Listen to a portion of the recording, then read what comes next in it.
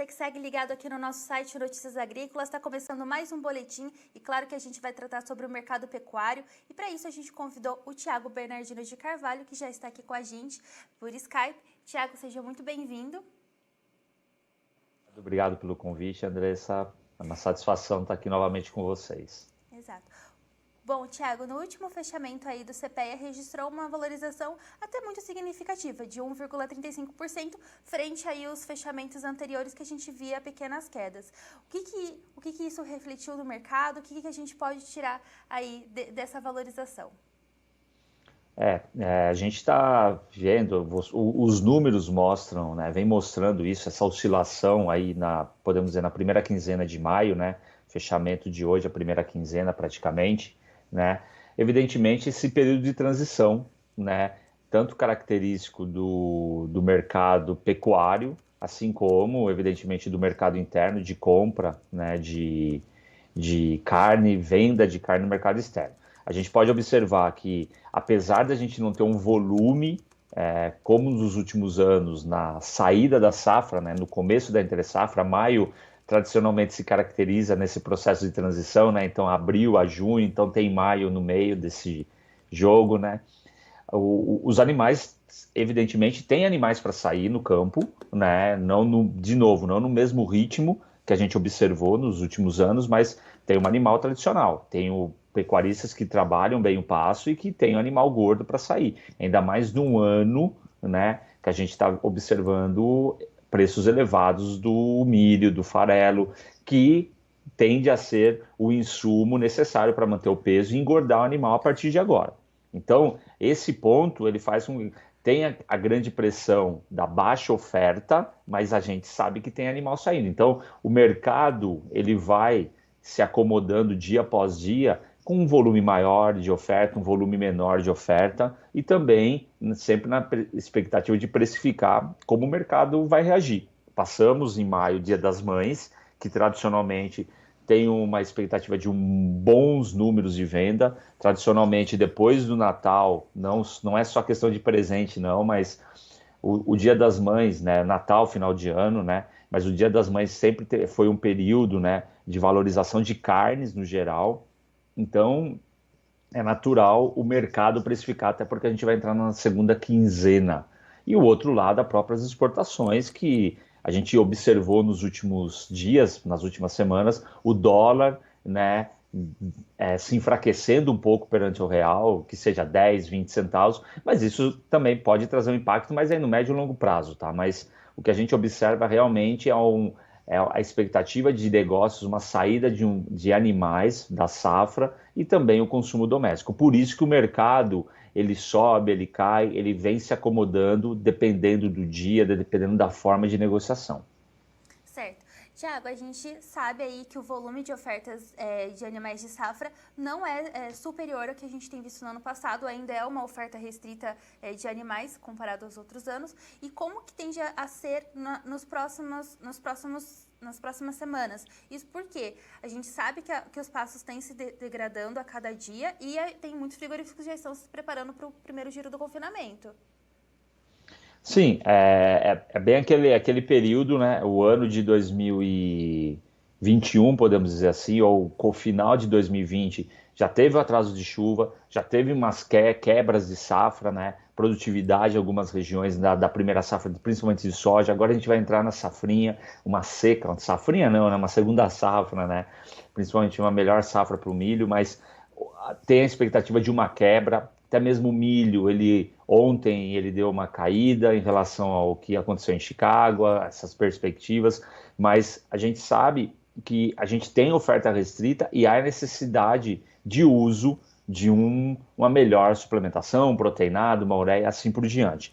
Então a gente sabe que o animal ele veio de forma restrita esse ano, né? E provavelmente muitos frigoríficos ou até mesmo os pecuaristas, eles estão se preparando para a chegada do começo da entre-safra, onde a gente vai encontrar um número maior, evidentemente, de animais em confinamento. A grande questão que a gente vai pontuar, né, a gente pode discutir um pouco mais, é realmente o custo de produção, o custo do milho, o custo do bezerro, do boi magro, porque realmente a gente vai começar um período que muitos já tomaram essa decisão de confinar ou não, ou fazer um semi-confinamento, mas que muitos estão tomando essa decisão ainda. Então, isso, o volume maior ou um volume menor de animais ao longo do ano depende da oferta, sim, mas também vai depender da decisão desse pecuarista, do terminador, com que tipo de tecnologia ele vai usar para terminar esse gado. Exato. Aproveitando aí que você falou sobre os custos aí do confinamento, vamos falar um pouquinho sobre a relação boi e bezerro, né? O CPEA aí divulgou que o terminador precisou, no estado de São Paulo, precisou comprar 9,94 arrobas para comprar um animal de reposição no Mato Grosso do Sul. Como que fica essa relação e como que o pecuarista precisa se planejar nesse cenário? É uma relação interessante que você mencionou, a gente vem acompanhando isso ao longo dos anos, sempre lembrando o indicador São Paulo, né, CPEA-B3, até mesmo o próprio indicador do bezerro, né, que a gente sempre acompanha no Mato Grosso do Sul, a tradicional praça boiadeira, a grande produtora de bezerro, então a gente faz essa relação. E realmente a relação de troca, né, a necessidade de quantas arrobas são necessárias para comprar um bezerro, aumentou e atingiu patamares recordes, né? A gente acompanha essa relação desde do ano 2000, né? Fevereiro de 2000 e abril de 2021, e já podemos dizer um spoiler, ao longo de maio, ela já atingiu também recorde. A gente tem que, obviamente, esperar o que vai acontecer até o final de maio, mas a relação de troca realmente está pior terminador. Ou seja, eu preciso de mais arrobas, eu preciso de um gado mais pesado para comprar um bezerro, como você bem mencionou, acima de 9 arrobas. Então, uma relação, aquela relação tradicional, eu vendo um boi gordo, quantos bezerros eu consigo comprar, que chegou a 2,5, 2,8, hoje está também beirando 1,7, ou seja, o bezerro está mais pesado, né? O bezerro está mais valorizado, então eu preciso também valorizar em termos de peso esse meu animal terminado, esse meu boi gordo. Exato. E o pecuarista faz isso investindo em tecnologia, né? Para ele conseguir. Sim, é uma combinação, a tradicional combinação, né, de genética, nutrição, sanidade, um bom manejo, né, porque a gente está observando nos últimos anos, mas principalmente 20 e 21, uma competição, aumento da lucratividade da soja, aumento da lucratividade da cana, aumento da lucratividade da floresta, assim como aumento da lucratividade da pecuária. Então, a área, né, a disputa por área encareceu. Então, além de eu ter esses insumos mais caros, o pecuarista ele precisa produzir mais. Então, como que eu vou produzir mais? Colocando tecnologia, como a gente sempre vem falando bastante por aqui, né?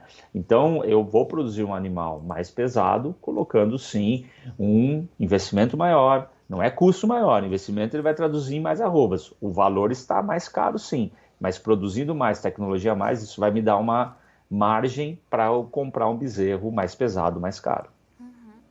Mas, Thiago, verificando aqui, o bezerro também registrou umas leves quedas conforme o indicador de vocês, do último levantamento. A gente pode dizer que isso também foi reflexo da queda da arroba que impactou?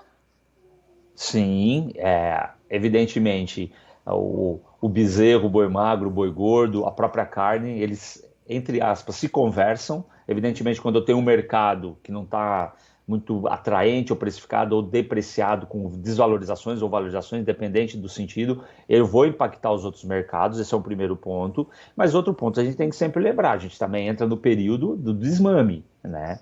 A gente tem o nascimento no segundo semestre e o desmame tradicional na maioria das regiões. Aqui a gente está falando maio, junho. E a gente tem que sempre lembrar que a gente vem crescendo com inseminação desde 2019. Então, o bezerro que nasceu o ano passado e foi a vaca inseminada em 2019, realmente ele vai ser desmamado agora. Então também é na tradição, igual entre a safra, a saída do boi gordo, do pasto, assim como o desmame desse meu animal. Então também é o ajuste normal, mas que o mercado realmente está em patamares altos e firmes, sim, ele está. Uhum, exato. E já que você aproveitou para falar com essa relação boi, reposição e carne, como que estão os preços da carne aí no atacado? A gente sabe, né, que os preços da carne também seguem elevados, mas como que ficou? Porque a arroba recuou e aí os preços da carne continuaram sustentados, isso garantiu alguma margem para o frigorífico? O que a gente tem que sempre lembrar é que, assim, vamos dizer, o bom do boi, né, é que ele tem uma carne de primeira e uma carne de segunda. Independente se o boi o boi de primeira ou o boi de segunda, né, como que a gente vem falando, mas a gente tem precificações diferentes de um contrafilé, de uma paleta, nesse sentido, e tem também a ponta de agulha. O que a gente realmente notou que a carcaça casada do boi, ela subiu muito bem em abril em relação a março, e ela apresenta um pouco de queda, tá? Carcaça casada. Mas se a gente olhar esses outros dois cortes, né, o traseiro e o dianteiro, realmente o que mais recuou nessa primeira quinzena aí de maio foi o traseiro, pelo valor agregado alto, mas o dianteiro ele apresenta uma valorização. Então, eu tenho um ajuste. Basicamente, os patamares permaneceram do que foi negociado em abril. Sempre lembrando que nós estamos na primeira quinzena. Tá? E, por outro lado, a gente está observando também a carcaça suína subindo de preço, o frango resfriado subindo de preço. Então, também é a mesma toada, é um ajuste de mercado. A gente precisa entender o que vai acontecer nessa segunda quinzena com o consumo e com os preços. Né? A gente, como eu falei, a gente passou um período aí da primeira quinzena com o Dia das Mães, teve um volume de vendas interessante, principalmente das outras duas carnes, mas muito a questão do dianteiro, a ponta de agulha, que também valorizou, né, principalmente por causa da costela, mas isso, o preço mantendo alto do boi, o preço mantendo firme, realmente as margens vêm se mantendo no sentido realmente estarem justas, tanto para o pecuarista, como consumidor, como frigorífico. Então, é um ajuste que o mercado está buscando esse ponto de equilíbrio. Exato. E a gente também vê aí um ponto de atenção para os frigoríficos é com relação ao recuo do dólar, né? No início de abril a gente falava de um dólar quase a 5,60 e hoje a gente fala de um dólar, deixa eu verificar aqui, de um dólar a 5,26. Então, isso, querendo ou não, acaba pesando um pouco para o frigorífico que atua nas exportações. Esse é um ponto importante. Talvez a gente não sinta ou nos números, né, nesse curto prazo, porque a gente tem com os contratos alongados, mas evidentemente o que a gente também já disse, uma arroba alta aqui no Brasil, com um dólar, R$ 1 frente ao dólar mais valorizado, evidentemente nos atrai, nos traz uma competitividade maior. Mas a partir do momento que eu tenho uma arroba alta e um dólar realmente caindo frente ao real, por mais que não caia R$ 1, R$ 2, a gente está falando de centavos, mas isso traz um impacto.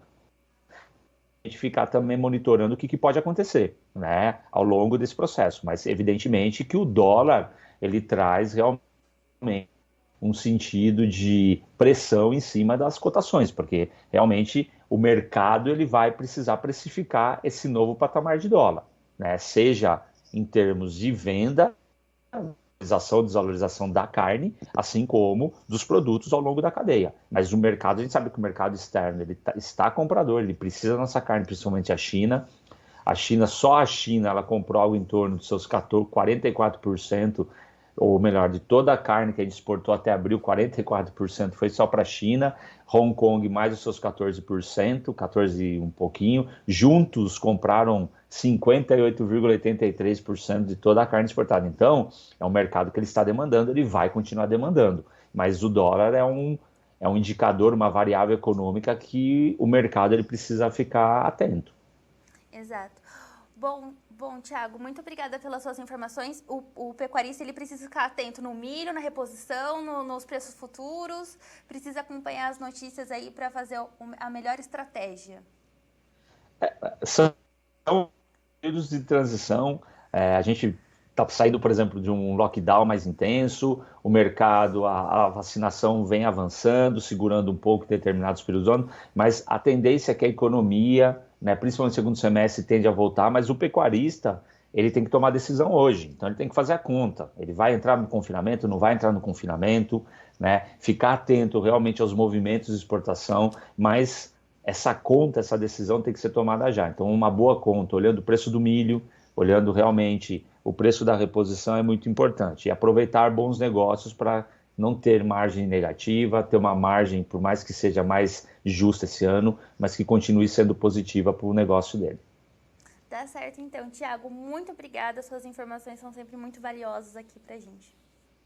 Eu que agradeço mais uma vez a oportunidade e a gente permanece à disposição. Um grande abraço a todos. Bom, você aí acompanhou a entrevista com o Thiago, ele é pesquisador do CPEA, ele falou com a gente um pouquinho sobre o mercado do boi gordo. Ele pontuou aí que realmente os preços tiveram uma valorização, aí do último indicador do CPEA teve uma valorização de 1,35%, mas isso é reflexo aí dos ajustes e da transição do mercado, né? A gente passa aí por um período de safra, em que os animais aí de pasto estão indo aí para as indústrias e tem muitos pecuaristas já aí se remanejando para entrar no confinamento, então são esses ajustes que a indústria também faz aí com a oferta e também com a demanda. O Thiago reportou aí com relação à relação de troca entre o boi e o bezerro, que teve a pior desvalorização aí da série histórica desde 2020, desde 2000 que eles acompanham. Então, a gente precisa ficar, o pecuarista aí precisa ficar atento aos preços da reposição, aos preços do boi no mercado futuro e também aos preços do milho. Falando aí em preços futuros, vamos lá para a B3 para ver como que estão os preços hoje. Ó, o contrato maio está precificado a R$ 310,30 por arroba, com uma valorização de 0,42%. Já o junho está precificado a R$ 313,95 por arroba, com uma valorização de 0,26%. O agosto está cotado a 321, sem alteração. E o setembro também permanece sem alteração a 328. Ontem, o indicador CPEA fechou a 311,85 por arroba, com uma valorização de 1,35%. Bom, eu fico por aqui, mas você segue ligado no nosso site, principalmente aqui no canal do canal do YouTube, onde você pode se inscrever, ativar o sininho e dar o like aí, e também no Facebook, Instagram e Twitter. A gente segue ligado aqui nas informações e você também pode seguir acompanhando as nossas programações ao longo do dia.